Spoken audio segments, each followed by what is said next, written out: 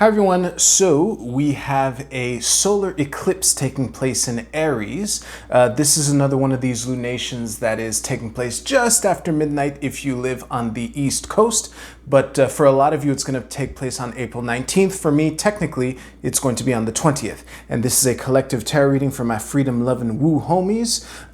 And I'm going to do a 5x3 mini tableau as I usually do. And the other thing to know is about 4 hours after the eclipse is exact, Taurus season will kick off, so that video will be coming out tomorrow for you.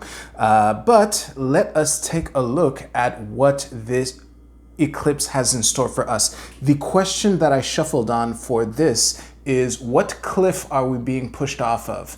And by that, the intention really is, you know, like a mother bird throwing her babies out of the nest, like forcing them to fly. I have the feeling that this eclipse might have some things like that in store for us. The collective significator that I've chosen for Aries season is, of course, still the Knight of Cups. And, before I look for the Knight of Cups, I just want to share. I want to let you know, I put a video in the description of Marin Altman explaining how to harness the power of eclipse season. It played a big influence on how I worded the question for this reading. So yeah, I just wanted to share that. So let us find the Knight of Cups. The bottom of the deck appears to be the Five of Coins, but we shall see. And a reminder, I don't do reversals when I do a tableau. Oh, I almost forgot to mention also, the Knight of Coins flipped over while I was shuffling, so we'll see if that means anything. Now, the first step, though, is to find the Knight of Cups. Where are you? Knight of Cups, there we go. So, boom. 1, 2, 3, 4, 5. Okay. 3.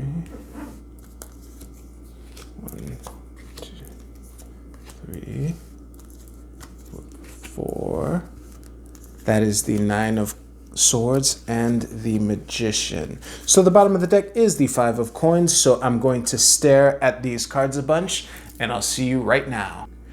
So I don't think that this message is going to be very long to deliver. There are a couple themes that jumped out to me a lot. The first thing is how much water, how much emotion is in this spread here. We have 1, 2, 3, 4, 5, 6 water cards. And that's just for that element, you know? So there's a lot of emotion involved in this energy here. And the other thing that leapt out is how many major arcana cards we have. We have 1, 2, 3, 4, 5, 6. So there's a lot of let go and let God type of energy also. But I think that the overall message here, and this is a phrase that came up over and over and over again as I was staring at these cards, is the phrase "start before you're ready." I think that the cliff that we're proverbially being pushed off of, the nest that we're being thrown out of, where we either, you know, start flying or, you know, plummet to our deaths.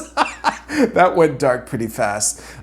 Is to start teaching and leading. I think that the next couple months after this eclipse are going to give us opportunities to find out just how valuable the knowledge that we have is, and to start being there for people who need this value and this knowledge. Obviously, I'm nodding to the Hierophant in the top middle of this reading here. And another thing also is, I find this column actually very interesting. Before I get into it, I just want to mention something about the Six of Cups. I call the Six of Cups the nostalgia card, and the theme of nostalgia has come up many, many, many times in these readings. However, for this reading, the aspect of the Six of Cups that's coming out to me more is the aspect of generosity and you know, helping people without expecting anything in return. That kind of energy is what's coming out mostly for the Six of Cups, given the context of this reading. But I think that there is an opportunity for us to open up to see the opportunities. There's an opportunity for us to see the opportunities. Anyway, because, again, the theme of kind of knowing that we're ready to do something, but kind of not, and being unsure, and sometimes the opportunity kind of gets thrust into us, thrust towards us, and I think that is part of what the overall message is for this reading. I think that if you look at the top row here, we have Strength, Seven of Swords, Hierophant, Eight of Wands, and Three of Cups here.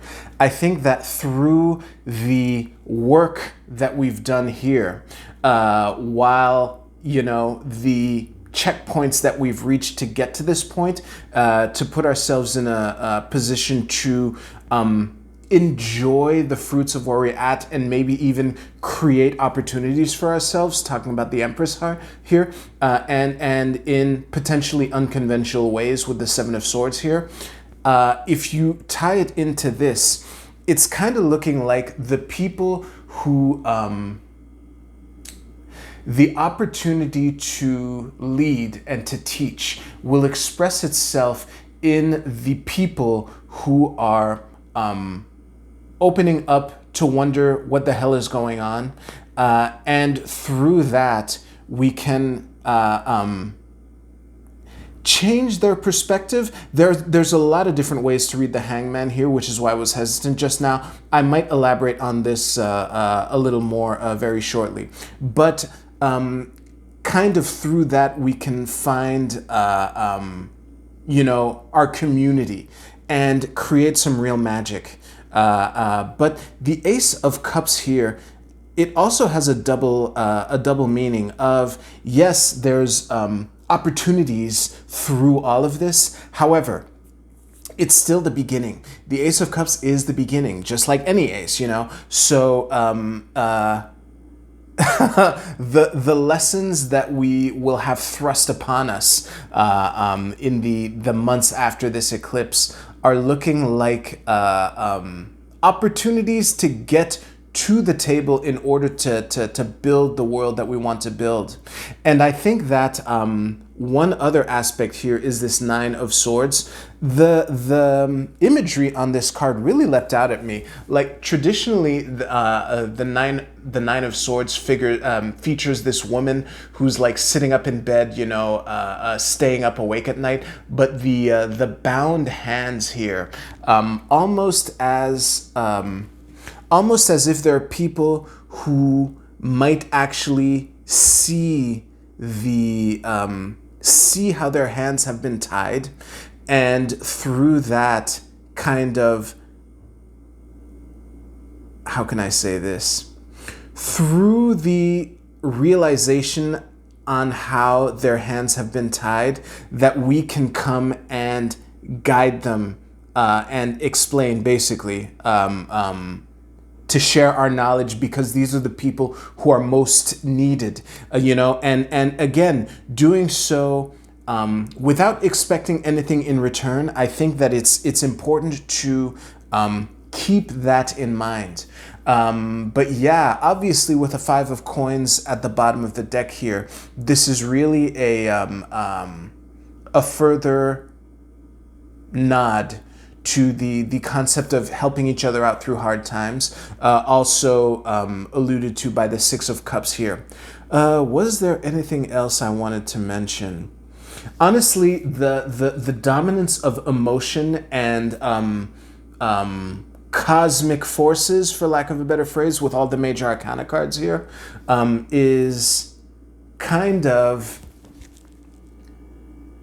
what I'm putting together from those two things combined, is that learning to cope with the things that we can't control, but also specifically with the Hierophant here, to be able to understand why we can control what we can control and why we can't control what we can't control, and making sense of that for other people. But obviously with the Eight of Wands here, there is a quickening.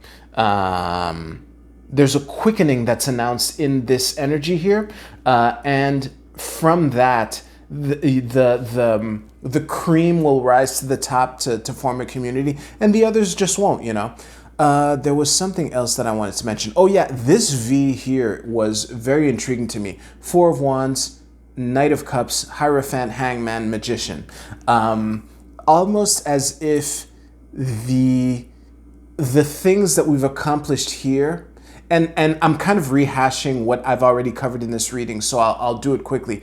It's like the things that we have accomplished to get to this point and put us in a position where we kind of think that we can give people the keys to unlock the chains, but we kind of don't think that we're ready, and then, you know, boom, bitch, let's do it. And then by surrendering to that, we can you know, manifest this opportunity to forge a new community, basically. What else did I want to say? I think I basically covered everything. I'm gonna pause the recording just to make sure that I covered everything. Give me a second. Yep, that's about it. So I'm gonna do one last thing that I told myself I was gonna do. I'm surprised that the Tower didn't come up, and I want to find it and see what cards are around it. It was too intriguing to me. I'm going to do this right now. And of course, I skimmed right by it. Give me a second. I'll do this a little slower. Oh, there it is. The Tower. That is funny.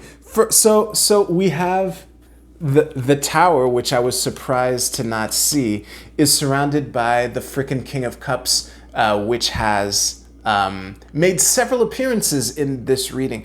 Actually, I think that the King of Cups, if I remember correctly, has been with us throughout all of Aries season. Yeah, and between the wish, you know, through the opportunity of mastering yourself, like we learned in the full moon in Libra video, that we can transform these energies into our wish. So I guess that explains why it wasn't there, because a lot of this is summarized in the reading here. So I think, yeah, I'm gonna put this over there. So that sums up the tarot portion of the reading. Let's go with the oracle cards. For these, I just chose the generic, you know, what does this group need to know? Whoops, let me just, this should be perfect. Anyway, so if you chose the Tower Oracle, your card is Excess. This is I Ching hexagram number 28. And the keywords are stress, overload, exhaustion, obsessiveness, gluttony, burdens, worries, the breaking point. Listen, sometimes you got to put the work in, and just remember that if you know what the task is that you have ahead of you, it might feel like the world is weighing on you. However, just remember that the universe doesn't give you anything that you're not ready to handle, even though sometimes it might not feel like you can handle it. And this comes back to one of the central themes of this whole reading, which is start before you're ready. I think that by trying to bear this burden, you will surprise yourself at how good you are at carrying this load. If you chose the Moon Oracle, your card is Disillusion. I love it. Waning Water Moon. Let me just show you the card here.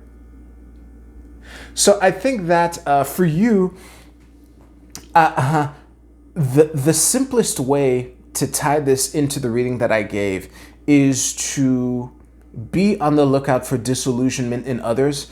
I think that if you've been resonating with these readings, or even if this is your first reading and it's been resonating with you this far, I think the disillusionment, it might be, if the disillusionment applies to you, it will be at how much better you are at teaching and leading than you might have given yourself credit for. But really the main way that it's resonating with me in this reading is to be on the lookout for others. Disillusionment in others is an opportunity for you to explain what's going on so that you can create the community.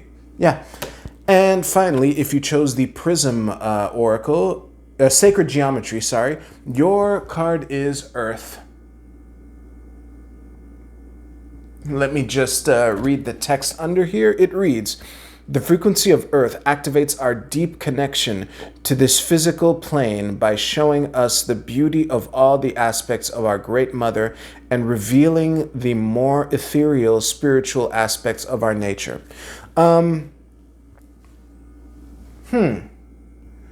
Okay. I think you're being invited to, I think the key for you if you chose this group is to, as difficult as it might be at times, to try to ask yourself, how is this beautiful? How can I make this beautiful? That might be the unique way that you can take to the front despite not feeling ready. I suspect that people who chose this group might have a lot of artists and that kind of thing. I would encourage you to find the beautiful in the ugly. I think the people who chose this card have a knack for that kind of thing and that it will be needed.